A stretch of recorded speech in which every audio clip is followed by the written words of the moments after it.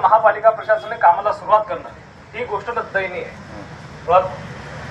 आज रोजी मालेगाव शहरामध्ये खड्डे आहेत, खड्ड्यात रस्ते आहेत की रस्त्यात खड्डे आहेत असा प्रश्न तयार होतो। त्यामुळे करीम टॉकी पासून तर द्यानेपर्यंत त्या ठिकाणी अत्यंत दुर्दैवी घटना सुद्धा घडलेली आहे। त्या ठिकाणी एका जणाचा मृत्यू झालेला आहे। त्या ठिकाणी भरपूर असे खड्डे निर्माण झालेले आहेत। महापालिका प्रशासनाने काम सुरू करणे अत्यंत गरजेचे आहे, कारण त्या ठिकाणी सर्वे नंबर 55 गायकवाड चौक, आंबेडकर नगर, द्याने, चंद्रमणी नगर या मिरवणुका प्रमुख मार्गाने तिथे जात असतात। तिथे त्या खड्ड्यांमुळे जर मिरवणुकीला गालबोट लागला याची मला दाट शक्यता वाटते। आणि त्या अनुषंगाने त्या ठिकाणी जो कुसुंबा हायवे आहे त्या ठिकाणी पोलिसांनी त्या ठिकाणी हायवे असल्या कारणामुळे जड वाहन शहरामध्ये प्रवेश करतात। त्या ठिकाणी आपण जातीने लक्ष दिलं गेलं पाहिजे। त्याचबरोबर चंदनपुरी गेट, सम्राट मंडळ ज्या ठिकाणी पूर्वीपासून 62-63 वर्ष त्या मंडळाला होत आहे, त्या ठिकाणी पोलीस प्रशासनाने जे आपण मुद्देमाल रिकव्हरी जमा करतो साहेब, आपण ते मुद्देमाल मंडळाचा जो मार्ग आहे त्या ठिकाणी आपण जमा करतो। एका प्रकारे ते अतिक्रमणच झालेले असं मला सांगूसे वाटते। त्या ठिकाणी बुद्ध विहार आहे, त्या ठिकाणी विद्युत रोषणाई होते, तर आपण ते साहित्य जे आहे मुद्देमालाचं त्याची व्यवस्थित जागेवर विल्हेवाट लावली पाहिजे। कारण तिथे जाण्याचा मार्ग, तिथे विहारच दिसत नाही आम्हाला। तिथे Chandanpuri gate, Azadnagar police station जवळ, आणि तिथून जी मिरवणूक येते वृंदावन चौक, अशा मार्गाने त्या ठिकाणी काही पथदीप बंद आहेत। तर महापालिका प्रशासनाने त्याकडे लक्ष देऊन ते पथदीप सुरळीत करून घ्यावे। तसेच एकात्मता चौक ते मोसम पूल या ठिकाणी मोठे मोठे झाड आहेत वृक्षांचे, आपण वृक्षप्रेमी आहोत, परंतु त्या वृक्षाच्या काही फांद्या आहेत त्या अशा खाली जमिनीपर्यंत यायला सुरुवात होता। आणि एकंदरीत ज्यावेळेस मिरवणुकीचा मार्ग असतो, मिरवणुकीचं डेकोरेशन हे 8 फूट 10 फूट असं जातं, आणि त्या फांद्या जर त्याला लागला तर मिरवणुकीच्या आरसाला गालबोट लागण्याची दाट शक्यता आहे।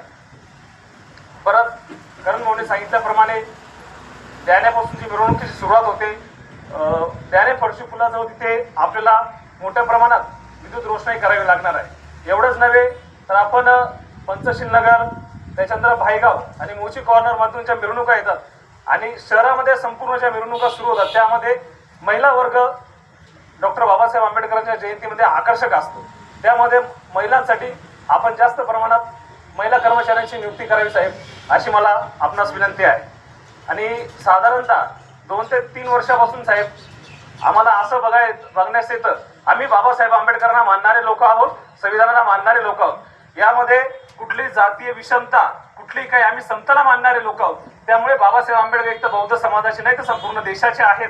एवढंच नव्हे तर बाबासाहेबांनी जे संविधान दिले ते सर्व जाती धर्म पंथ सगळ्यांसाठी दिलेलं आहे। बाबासाहेबांच्या जयंतीमध्ये ही एवढी बौद्ध समाजाची जयंती नाही, संपूर्ण भारतामध्ये राहणाऱ्या लोकांची जयंती आहे। त्या जयंतीमध्ये सगळ्या जणांनी आनंदाने साजरा व्हावा, परंतु 2 ते 3 वर्षापासून त्या जयंतीमध्ये मुस्लिम बहुल जे बांधव आहेत आपले, ते त्या जयंतीमध्ये प्रवेश करतात।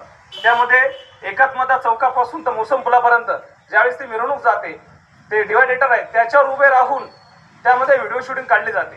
त्यावेळेस एकंदरीत भीमसैनिक उत्साहामध्ये असतो, त्यावेळेस तेही मिरवणुकीमध्ये घुसतात, त्यामुळे तिथे गालबोट लागण्याची शक्यता तयार होते आणि मग हातापायला सुरुवात होते।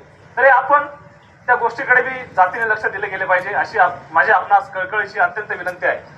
आंबेडकर चौक झालं, चंदनपुरी गेट झालं, प्रबुद्ध नगर झालं, त्याच्यानंतर द्याने आणि 55चा जो परिसर आहे त्या ठिकाणी सुद्धा आपल्याला हीच गोष्ट घडतेच आहे। आणि आमच्या भागातून ज्यावेळेस मोन टॉकी कॉर्नर्स पर्यंत येतो त्यावेळेस म्हणजे असं सगळं मिरवणूक एकत्र येतात आणि त्यावेळेस तिथे गालबोट लागण्याची शक्यता निर्माण होत जाते। आणि एवढंच नव्हे, एकात्मता चौकापासून तर मोची कॉर्नर पर्यंत महापालिका प्रशासन विद्युत रोषणाई करत असते। ते काम हे अत्यंत संथ गतीने चालू आहे।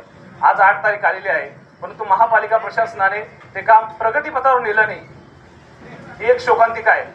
परत इथे मीटिंग लागते, परत होतं, परंतु वेळोवेळी आम्ही सूचना करतो। मध्यवर्ती समितीचे तत्कालीन सर्वच अध्यक्ष प्रशासनाला विनंती करतात की या तारखेपर्यंत या वेळेपर्यंत काम पूर्ण झालं पाहिजे, परंतु आमच्या पत्रात फक्त अपयशच पडत असतं।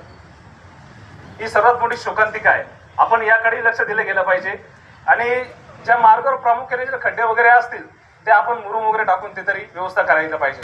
आणि डॉक्टर बाबासाहेब आंबेडकर नगर परिसरामध्ये तिथे एक रोड आहे, त्या रोडावर आता महापालिका प्रशासनाने काम केले, परंतु साहेब तो रोड असा आहे आणि इकडचा रोड असा आहे, तिथे जर मिरवणूक गेली ती अशी होईल तिथे, त्यामुळे तिथे समांतर बॅलन्स झालं पाहिजे. म्हणून तिथे मुरुमची व्यवस्था किंवा ज्या मक्तेदाराला काम दिलं आहे त्याच्या माध्यमातून महापालिका प्रशासनाने ते काम करून घेणं अत्यंत गरजेचं आहे. आणि महामानव डॉक्टर बाबासाहेब आंबेडकरांची जयंती ही पूर्ण विश्वामध्ये साजरी होते, आपल्या शहरामध्येही साजरी होणार आहे. मी छोट्याशा शब्दात ज्या प्रमुख आपल्या समस्या आहेत त्या आपल्याला सांगितल्या आहेत. मला शाश्वती आहे की कोणाच्या भावना दुखवल्या जाणार नाही, कारण की बाबासाहेबांनी समतेचा संदेश दिलेला आहे. आणि जर समतेचा संदेश देणाऱ्या महामानवाच्या जयंतीला जर गालबोट लागेल तर आम्ही कदापि सहन करून घेणार जाणार नाही, ही दाट शक्यता आपल्याला या स्टेजवर मी आपल्याला देतो. आणि जर आमच्या आया बहिणींचे व्हिडिओ वगैरे काढले जातील त्यावेळेस जर काही उंचित प्रकार घडला त्यावेळेस आंबेडकरी समुदाय हा जबाबदार राहणार नाही. मुळात प्रशासनाने तो मार्ग आहे तिथे काहीतरी व्यवस्था करायला पाहिजे ही माझी प्रशासनाला विनंती आहे. आपणा सर्वांना महामानव डॉक्टर बाबासाहेब आंबेडकर महात्मा ज्योतिराव फुले यांच्या जयंतीनिमित्त शुभेच्छा देतो. माझ्या शब्दांना पूर्ण विराम देतो. जय भीम.